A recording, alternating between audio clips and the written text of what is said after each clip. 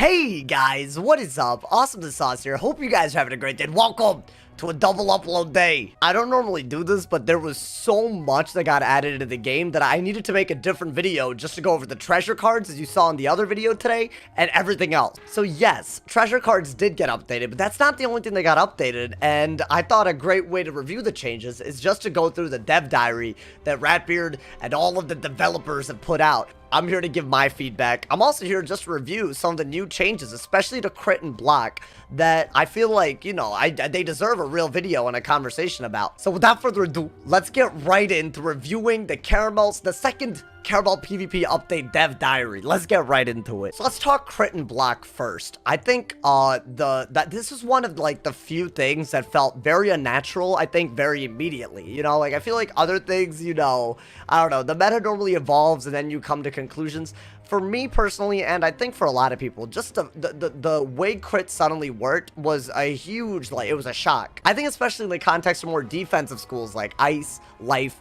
we were seeing a frequency of crit that we had never seen in PvP, and it was basically just like a de facto buff. This update seems to change that a little bit. It's based on a poll that they specifically did, and I just think this is interesting to just keep in the video, because I think it's important to know that this isn't just based on any one or two people complaining, as people love to say it is. So what the community seemed to think was that they actually felt that the damage of the physical crit should stay the same.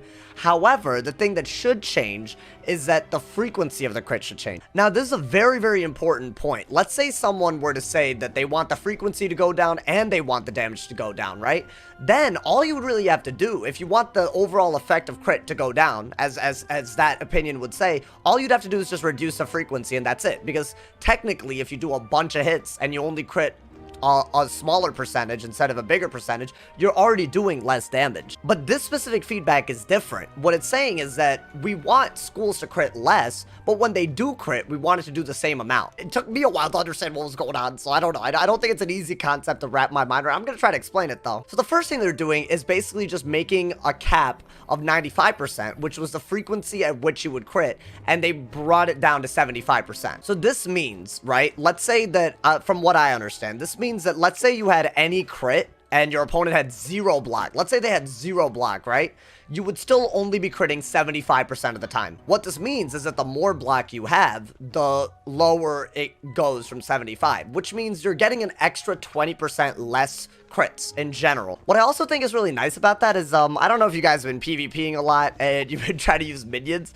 It's super, super easy to just one hit a minion right now, because literally you're guaranteed a crit because minions don't come with block. So like, let's say that I were to summon a Mander minion against my Ice, right? My Ice would literally just have to use a Mega Assail or a Mega Frostblight, and it would automatically start with a base of 320 95% of the time. So 95 out of 100 wand hits would crit. So now it goes down to 75 out of 100. So you are taking a pretty big risk when you're actually wand hitting. So if you are going to wand hit a minion, now there's an added strategy to it. You might want to make sure you have a follow-up in case it doesn't crit. You might want to use the same school wand hit, so you're still guaranteed to kill. Honestly, that's just something I appreciate. You know, I don't think a 3-pip minion should be so easily taken down by wand hits, especially off-school wand hits, if that makes sense. So we're gonna see Ice Wizards overall just critting less. But what about the damage they do when they do crit? Now, when they do crit, the effect of the block will be a little bit less. So to use the same logic as before, let's say that you have a certain amount of crit and your opponent has 0 block.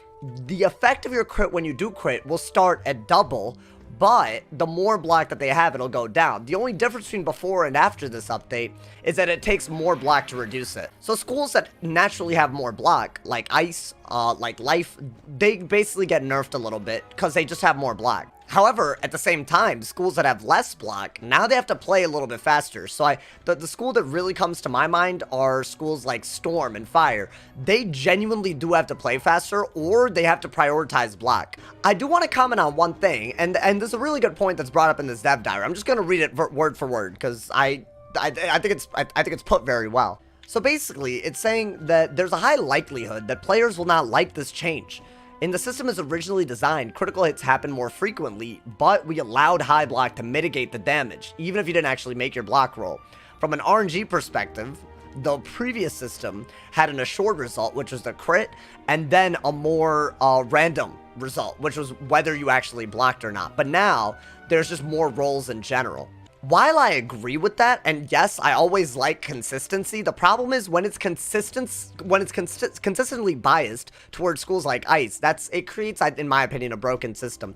Then again, I could be totally wrong, maybe this isn't better than before. I personally feel like right now it feels better than before. I think right now, I feel that, one, I won't just get crit spammed, but also, two, I feel like if I actually want to go out of my way to really prioritize block, it's going to matter even more now. The stakes are much higher with having low block now. That's what I guess I'm saying. Either way, all I'm excited for is just less crit in general, which, I mean, that's definitely what we're assured. There's definitely going to be less crit in general. So that was the biggest part of the dev diary, that I think it's interesting. You know, there is a punishment for less block, but also more defensive schools aren't just going to be spamming. So, you know, that should add an interesting element to PvP. But there's more. There's also, they talked about pre-enchants, and specifically, the pre-enchant that they talked about was Solar Surge. Now, I will add this for the sake of this video. Currently, these are no PvP. That is not intentional. I don't think they were supposed, I think it's just a bug. According to Twitter, this was just a bug. So don't freak out. I freaked out, but now I'm not freaked out. Now we chill. So again, this dev diary is really good because it does seem to point out two pieces of feedback that I've heard a lot. One, why is Solar Surge not in the form of a TC so that I can actually, you know, so people can pre-enchant TCs?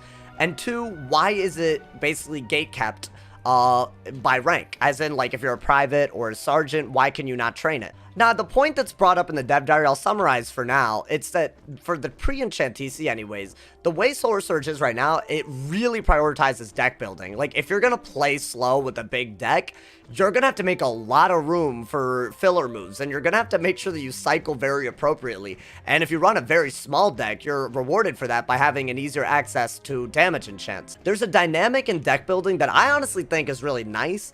I think people are still adapting to it. Me personally, I think adding a bunch of pre-enchanted Solar Surges, that would destroy the whole purpose of this update to begin with. That being said, if they were to do it, honestly, it wouldn't bother me all that much because I still like, the main part of it that I like is that it scales by pips. So if this is something that they do, I would love to test it out and give my feedback on it as well. Definitely valid feedback though, for sure. Now, the other thing, I think this point, I have a very different opinion than the dev diary. The response to the second part about, like, the rank requirement for Solar Surge is that they don't want PvP noobs, like people who have never done PvP before, to be confused with enchants and stuff like that. Other points that they brought up is that there needs to be an incentive to rank up, and also the fact that Solar Surge as a spell isn't, like, insurmountable. As in, like, if you go against someone with Solar Surge but you don't have it, it's still, you can still win. First off, yes, you could be a PvP noob, but after a certain level, there's no way you don't understand how enchants work. I refuse to believe that you don't understand how enchants work, but after, like, level 60 or something. There's a whole world dedicated to sun spells. So I think if they are going to do a rank requirement to make sure that it's more friendly towards PvP noobs, I guess, I just feel like it should be at a much lower level. Like, I'm saying, like, once you hit, like, level 50, you're learning enchants. So Solar Surge shouldn't be needed to make you not be confused. I just don't get that argument. I really agree with incentivizing PvP. You know, one way I think you can incentivize PvP, you know, just a thought, is, I don't know, making it free for everybody. That would be cool, instead of just members. And though Solar Surge is not insurmountable, I genuinely believe that the only way you're actually going to consistently beat someone with Solar Surge if you don't have it is if they deck fail, if they make mistakes. I think if you have 300 extra damage on all of your spells, especially when spells like Shrike exist, like, look at this. You cast a Shrike, you're looking at 50 Pierce anyways. There's no other enchant other than Solar Surge in PvP right now that goes well with Shrike. So yes, maybe it's not insurmountable, but the reason the matchup isn't the reason it isn't insurmountable is because your opponent might make mistakes. If they have Solar Surge, they're working off a massive advantage. It's not just 300 damage, it's 300 damage that's multiplied by every buff, including at least 100 damage from your actual stats. So I still believe that after a certain level, and I'm talking early, I genuinely believe that Solar Surge should be available to everybody. I honestly think it takes more away from PvP than it brings in by letting new people join.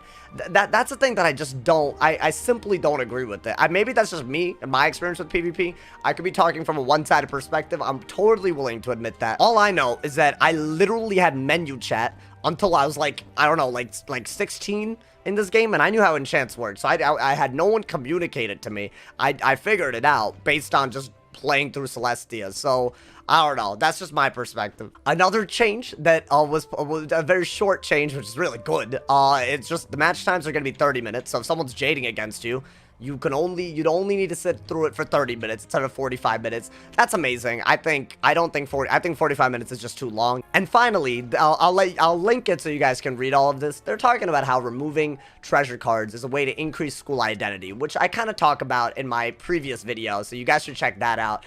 And with that, that's a summary of the entire dev diary. We talked about a lot here, y'all. We talked about Solar Surge as a pre-enchant. We talked about critical and block, and I guess we even talked about match time a little bit. What are your opinions on some of these changes? Let me know with the comment. I think the things that I really want to know more about how people are feeling. Do you guys think that this is a good direction for crit and block? And do you guys think this is a good direction for Solar Surge? I've told y'all's my opinion. I want to know y'all's. As always, drop a like if you enjoyed. Leave a sub if you're new. There's tons of links in the description, including my Twitch, my Twitter, my Discord, my Instagram, and of course my Patreon. And as always, if somebody hasn't told you you're awesome today, they doing something wrong, so stay awesome. And yeah.